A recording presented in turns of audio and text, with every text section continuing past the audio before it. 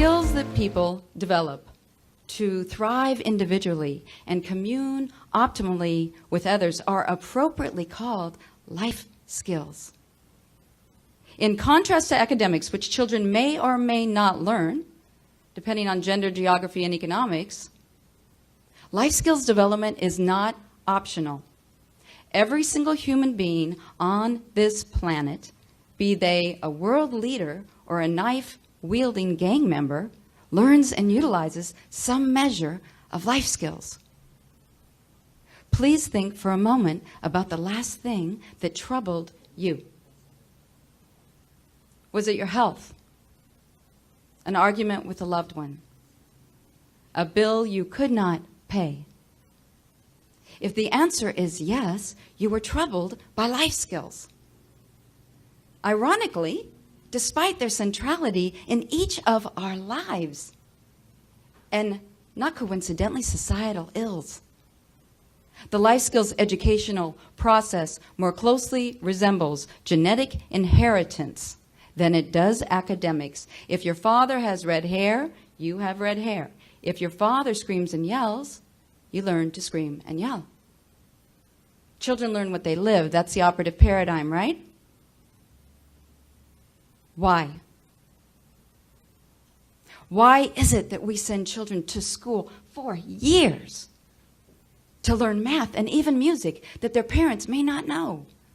But when it comes to the arguably more critical arena of interpersonal communication skills, and they struggle on a playground absent education, we call them names. We call them mean girls. We call them bullies, and we punish them. That's the curriculum. I'm happy to say my husband and I reconciled. We've been married 27 years. I'm not wearing a ring because I gained a few pounds, which I'm, of course, going to lose, so no need to resize anything.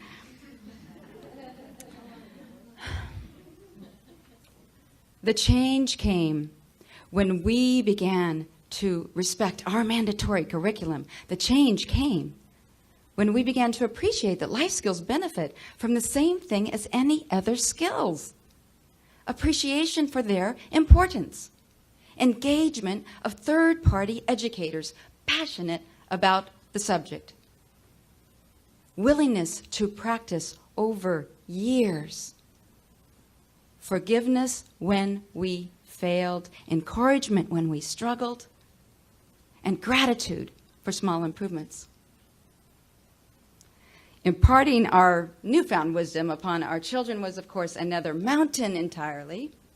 One day, my eldest was leaving the house, and she didn't have breakfast. I'm not talking bacon, eggs, and orange juice. I'm talking about a protein shake that would have taken her all of 30 seconds to consume. So I did what dignified mothers do, and I screamed at her. I said, "Ari, Bree, you didn't have your breakfast." She did what dignified teenagers do, and she said, "I don't have time." So I got the last word in. I said, "You may be getting straight A's out of European history, but you are flunking Personal Care 101.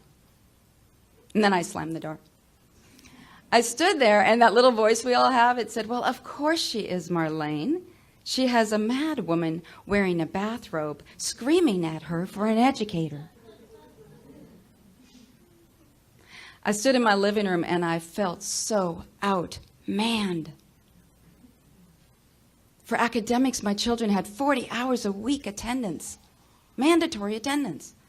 Multiple educators passionate about their topics, a plethora of age-appropriate resources. For non-academic life skills, which I knew were equally, if not more important, they had their parents, the playground, and a society that said children learn what they live.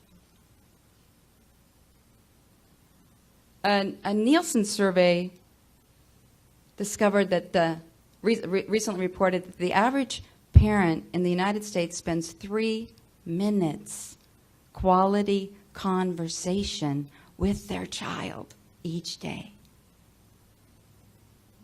Life skills are not being taught.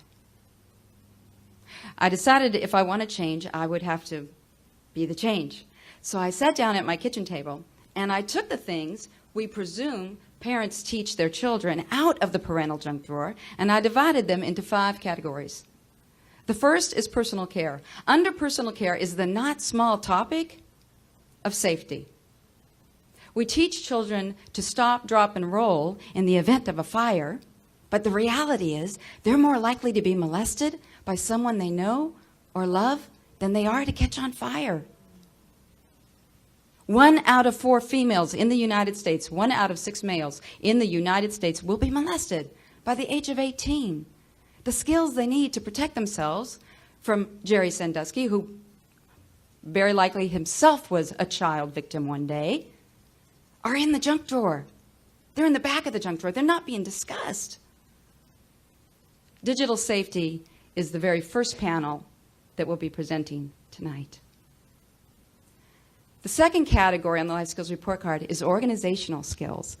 Organizational skills often fall under the umbrella of behavior. If your child has difficulties with math, you say the math is difficult. But if your child has difficulties cleaning your room, their room, you say the child is difficult. I know, I was that mother. I called my youngest Typhoon Alexa. And I nearly called FEMA, Federal Emergency Management Association, one day due to the devastation she caused.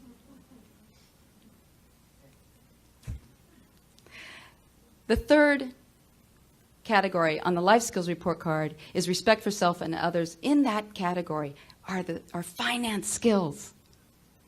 We can describe the average teenager's curriculum in finance with 3 words: spending weekly allowance. Teachers are not teaching financial literacy. Parents are not teaching financial literacy. Parenting experts are not teaching financial literacy. Ladies and gentlemen, is it any wonder we have international financial collapse? The finance panel will be the second to present this evening. The fourth category on the Life Skills Report Card is communication.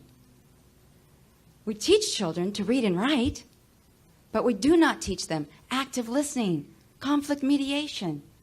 Instead, when they graduate from high school or college and they take on the hardest interpersonal communication assignment in the world, by my opinion, marriage, and they struggle, we send them to therapy. Therapy means to restore. If you break your leg, you go to therapy to restore your motor abilities. If you have a stroke, you go to therapy to restore your cognitive abilities. What young couple going to therapy to improve their interpersonal skills ever had what anyone would describe highly competent ones? They're not restoring anything. They are learning it for the very first time. Shame is a lousy ingredient in the educational process. We will have multiple panels talking about interpersonal communication skills this weekend. The fifth category on the Life Skills Report Card is social skills. In that category is environmental consciousness. Environmental consciousness is in the 3-minute parental junk drawer. Now, for all of you who are saying, yes, Marlaine, and you're wearing a plastic name tag,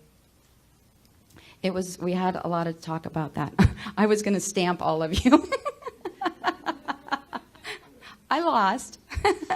I lost, but since we are a virtual family, we just felt it was really important. And if anybody has a better idea for the next conference, please share it with me.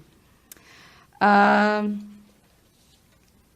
cannot tell you what my children thought about the Life Skills Report Card, but I can tell you what I thought. It humbled me. I was humbled seeing all the things that I was expecting my children to learn. I was humbled by the fact that I had been demanding peak performance rather than supporting them in achieving mastery. I figured I probably wasn't alone. So I decided to share the Life Skills Report Card with other educators on LinkedIn, and I started a group called Parenting 2.0. Had anyone told me then that the group would grow to be the top-ranked parenting group with hundreds of PhDs, doctorates in child rearing, members in over 50 countries, I would have said, check contribution to humanity off the bucket list. Pop the champagne. Instead, I found myself intensely pained, knowing so many educators, being given and reviewing so many resources that I knew were life-altering. Not just some simple skill, but life-altering resources, knowing the individuals we have in this room, knowing how you change lives every day, and knowing personally how much families needed your information. It was what was happening is everybody was marketing themselves. Everybody does market themselves primarily independently. And what happens with that is it's like going to the symphony and having every instrument play its own song. You don't go to the symphony. Parents aren't listening. They're not accessing critical resources, are getting buried, life-altering resources. This conference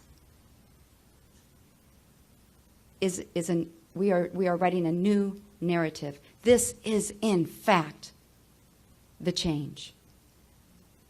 We have individuals here who have traveled from Africa, from Australia, from the UK.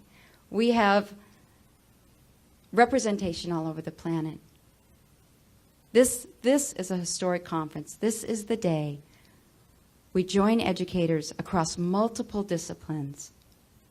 This is the day we take life skills out of the parental junk drawer and illuminate them as distinct foundational skill sets teachable by third-party educators. This conference is the first time that people are gathering to say, we can do better than simply accepting children learn what they live. Life skills are no different than academic skills. They can be taught. And when they are, the world will change. Every avenue of human interaction will change. So please look around at all these beautiful faces and make no mistake, the change looks like this.